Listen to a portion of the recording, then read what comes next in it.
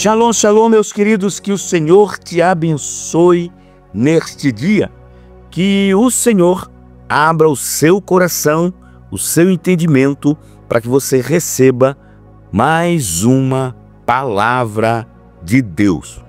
Hoje o tema é um tema importante e eu creio que você vai receber muito deste tema. Vamos estar falando de influências de Mamon. Eu sou o reverendo Milton Rodrigues e eu pastoreio a comunidade Nação Ministério Pleno. Nosso ministério fica na cidade de São Sebastião, no Distrito Federal. Somos um ministério que trabalha com libertação de alto nível e também cura das emoções, sentimentos e vontade, ou seja, a área da mente. Amados, o tema de hoje é influências de Mamon. E tem um texto bíblico aqui no livro de Mateus, capítulo 6, versículo 24, que eu gostaria de utilizar para a ministração deste tema. O texto diz: ninguém pode servir a dois senhores, porque ou há de odiar um e amar o outro, ou se dedicará a um e desprezará o outro. Não podeis servir a Deus e a Mamon. Queridos, a palavra Mamon é de origem hebraica e ela significa riquezas materiais. Os filisteus adoravam ao deus Mamon, porque, segundo eles, era ele, esse deus Mamon, que controlava as riquezas materiais. Isso não significa que Mamon tenha riquezas para dar para alguém. É um engano pensar que, de fato, ele seja senhor de toda a riqueza. Mamon é um espírito maligno que quer controlar as riquezas materiais. Por trás de cada entidade há um espírito maligno e uma ação demoníaca, com o intuito de exercer uma falsa influência sobre as pessoas que dão legalidade para o espírito atuar. Foi a forma, meus amados, que Satanás encontrou de ter uma adoração específica para as riquezas materiais. O deus Mamon era a personificação em forma de ídolos para receber essa adoração específica relacionada às riquezas materiais. Vou falar de 3 formas específicas que Mamon age em nossas vidas. Primeiro, ele age bloqueando as entradas financeiras. Segundo, ele faz a gente usar mal os nossos recursos. E terceiro, ele traz desordem para a saída e forma de utilização do dinheiro. O dinheiro em si, meus amados, a cédula ou moeda, sabemos que não vale nada. Porém, eu te pergunto, o poder que ele exerce na terra é para estabelecimento do reino de Deus ou das trevas? Meus queridos, não há posição neutra no mundo espiritual. Ou estamos fazendo a vontade de Deus com as nossas finanças ou a vontade do diabo. Eu te pergunto, você fica ansioso com suas necessidades não alcançadas? Você se preocupa em como as coisas vão funcionar financeiramente? Você tem paz em seu coração? Você protege seu dinheiro guardado, protegendo-se como sem ter limites? Você não vê que o dinheiro está tomando lugar de Deus? Ou você põe limites no seu dinheiro como se ele fosse apenas seu e não de Deus?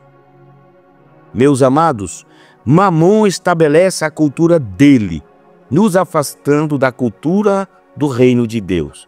A nossa entrada financeira é totalmente espiritual. É algo que Deus deseja de nós.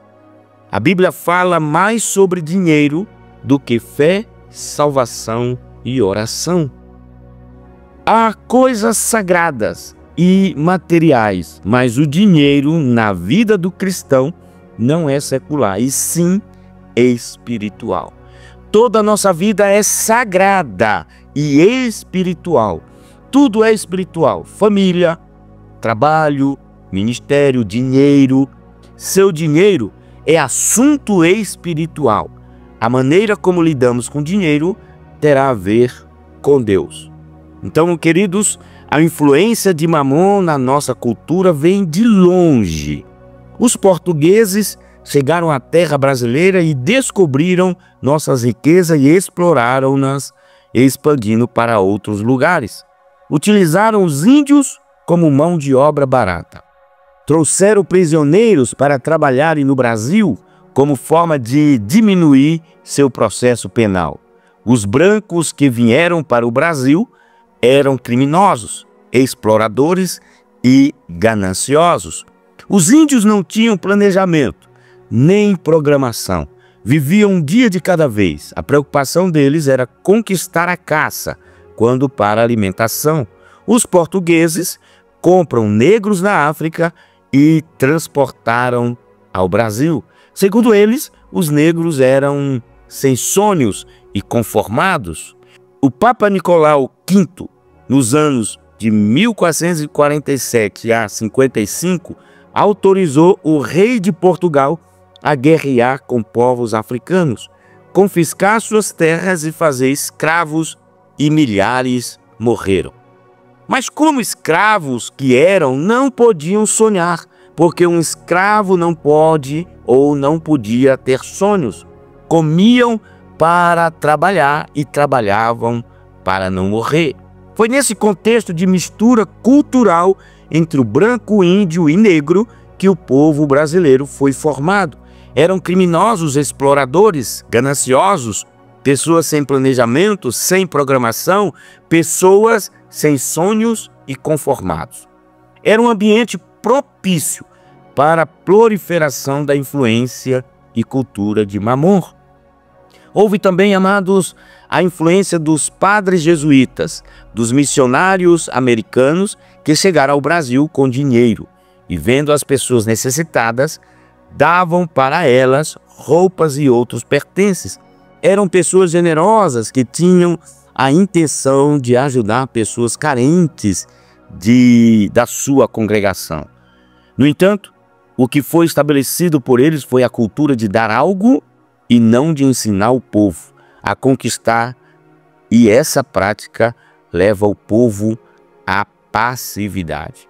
E nós precisamos deixar o Espírito Santo de Deus nos libertar desse espírito, se quisermos ser usados por Deus para libertar outros.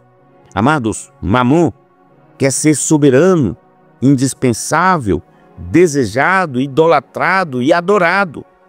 Ele diz em mentes: vocês dependem de mim para serem felizes. Eu realizo os seus desejos. Vocês me amam e estão prostrados aos meus pés. Eu sou desejado das nações. Sou mais adorado do que Deus. Eu mando, eu dito as regras. Eu tenho muito mais adoradores do que o próprio Deus. Eu sou Deus. Queridos, Mamon quer que você acredite que tudo gira em torno do dinheiro. Seu romance, seus amigos, sua segurança e suas escolhas. Ele está por trás do ego, do orgulho, do egoísmo e da vaidade. Mamon quer ser o senhor da sua vida, mas a Bíblia garante que não dá para servir a dois senhores, pois só será possível agradar a um deles. Mas como podemos identificar se o coração do homem está no dinheiro e não em Deus?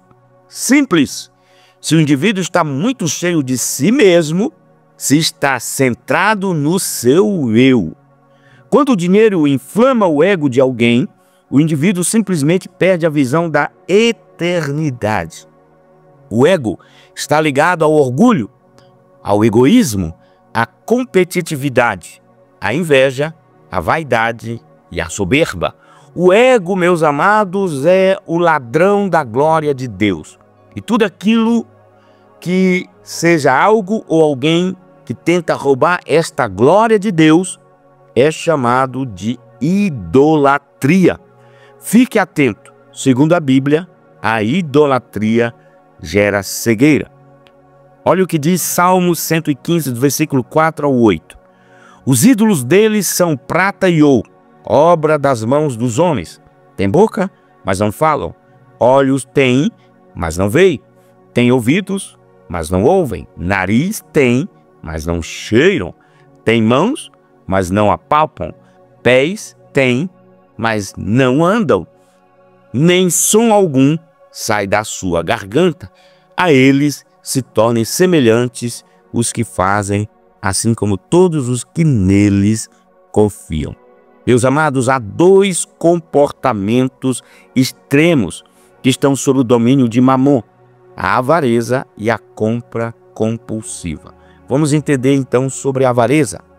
Queridos, o avarento é aquele indivíduo que, por mais que tenha dinheiro, evita ao máximo qualquer tipo de gasto, ainda que este gasto não lhe cause problema algum.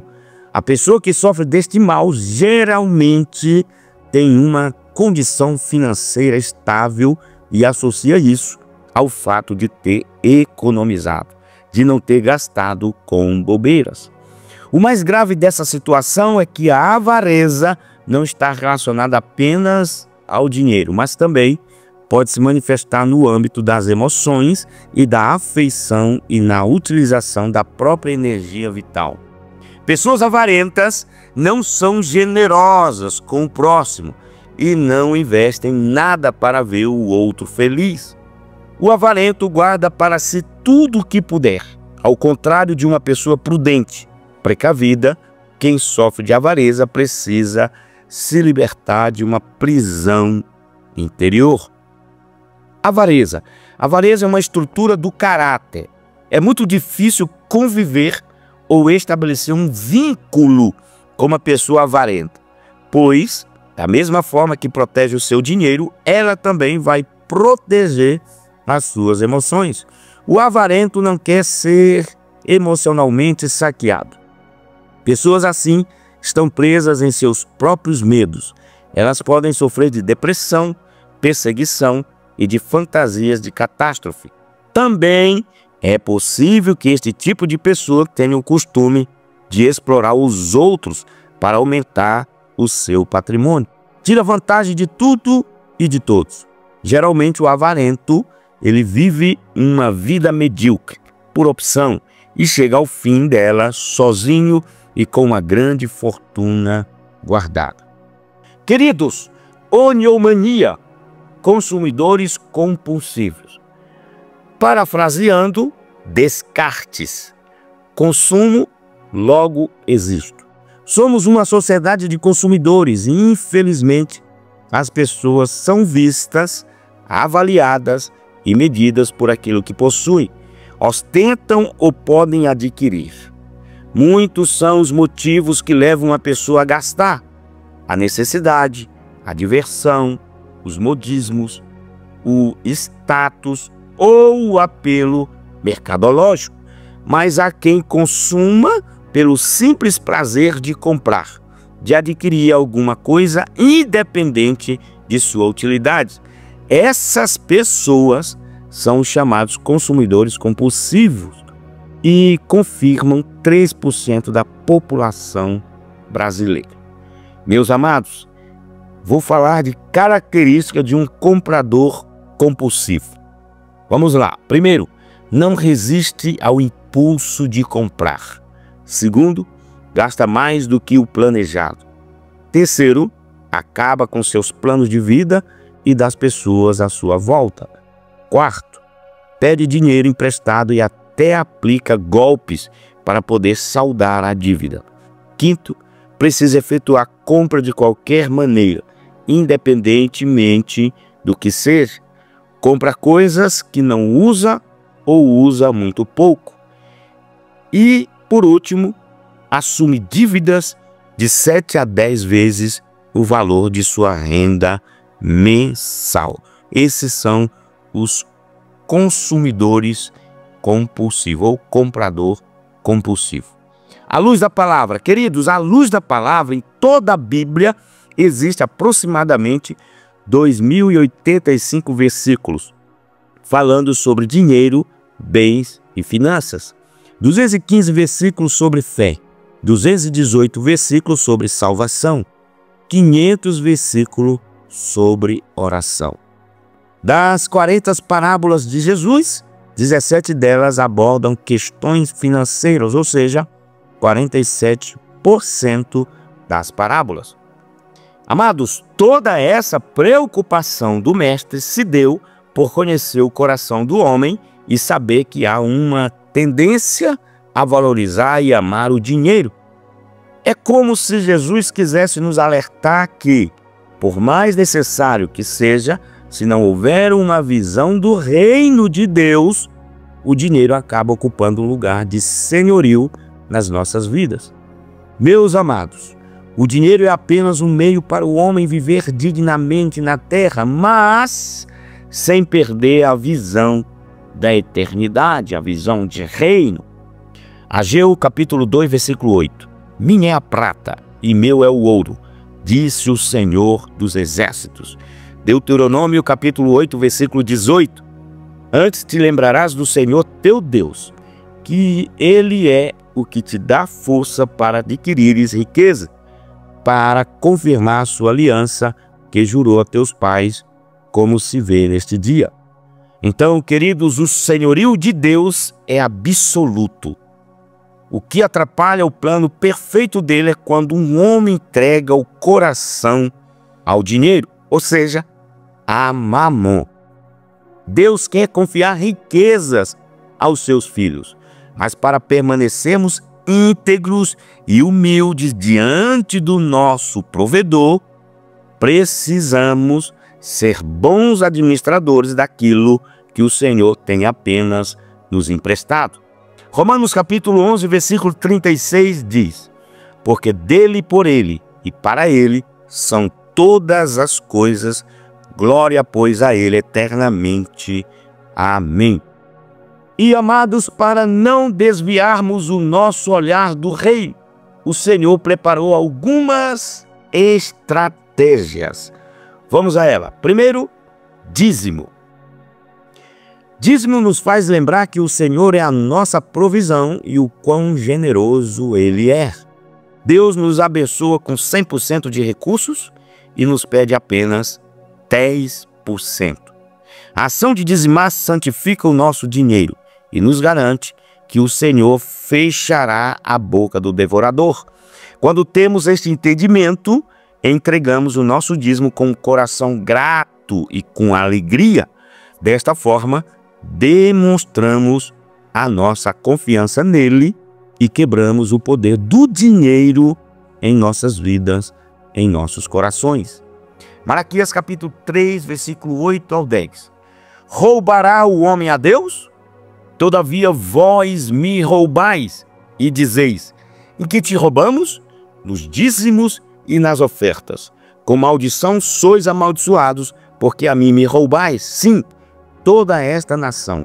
Trazei todos os dízimos à casa do tesouro, para que haja mantimento na minha casa, e depois fazei prova de mim nisto, diz o Senhor dos Exércitos, se eu não vos abrir as janelas do céu e não derramar sobre vós uma bênção tal, até que não haja lugar suficiente para a recolherdes.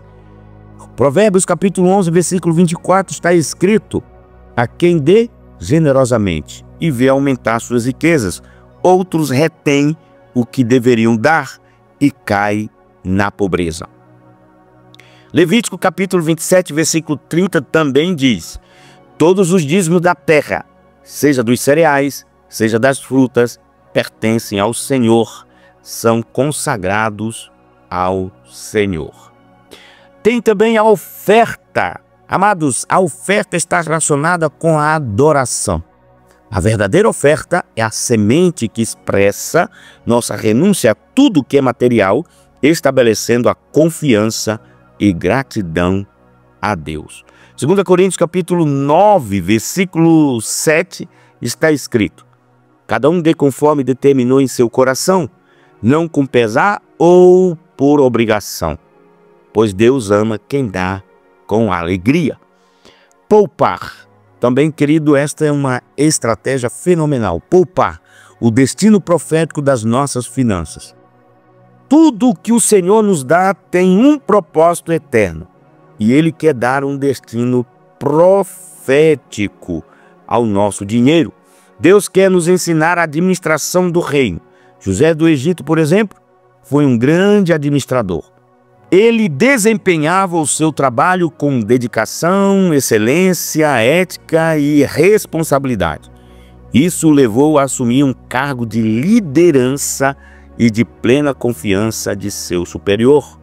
Depois que José se tornou assistente direto do rei, governador, ele ganhou uma boa casa, comida em abundância, esposa, dinheiro e outra série de benefícios que um diretor administrativo tem em sua carreira.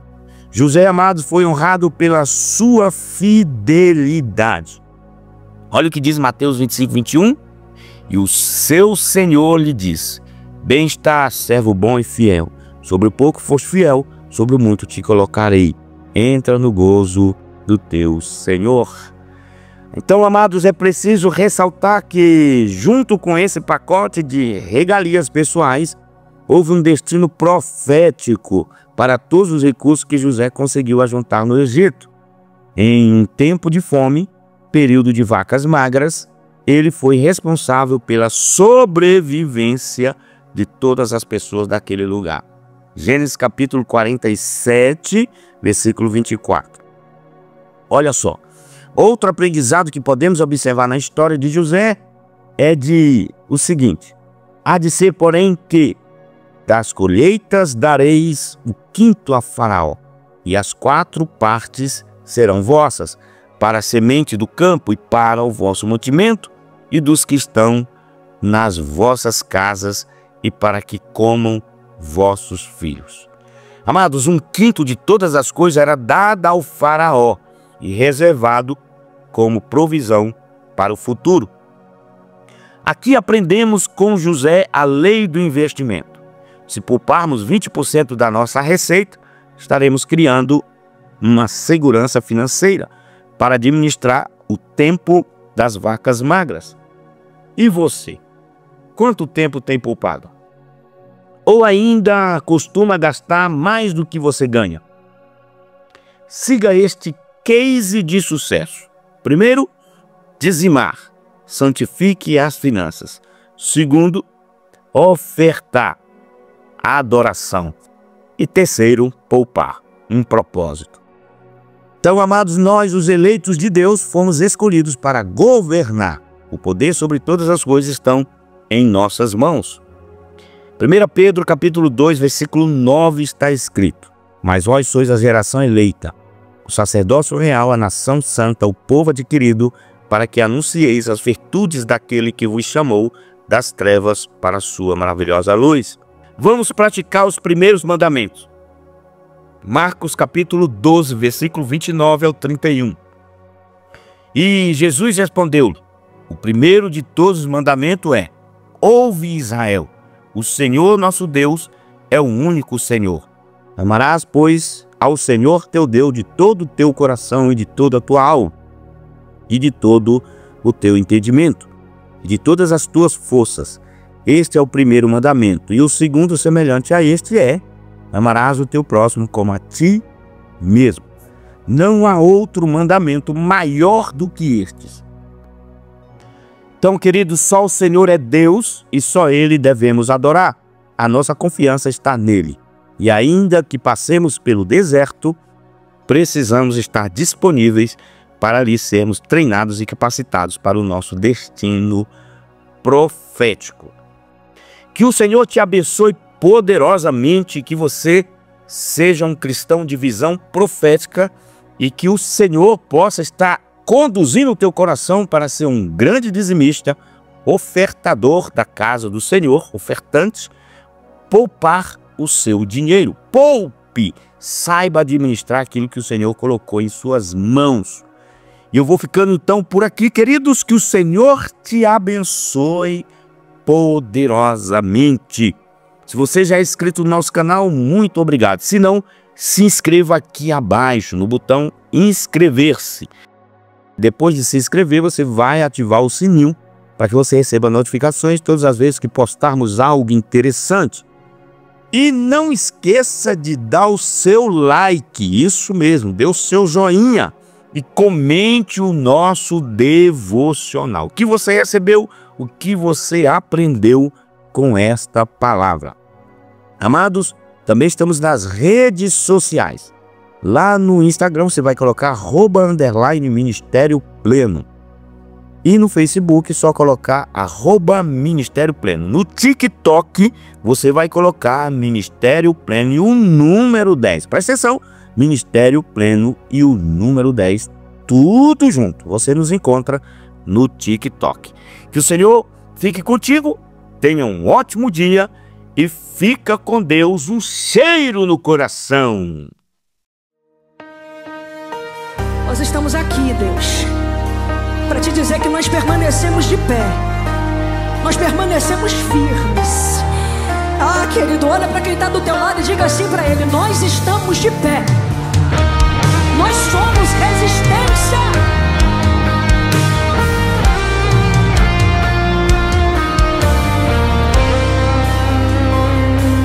Aqui na terra o amor está se esfriando, mas ainda existe um povo que está clamando. Um povo que ainda está de joelhos dobrados, que nunca abandona a fé em meio aos dilemas. A perseguição só aumentando e a igreja vai rompendo em fé. Ninguém vai derrubar o povo que está firmado em Jesus de Nazaré. Somos um povo que vai na contramão do mundo, que não se vende, não negocia a fé.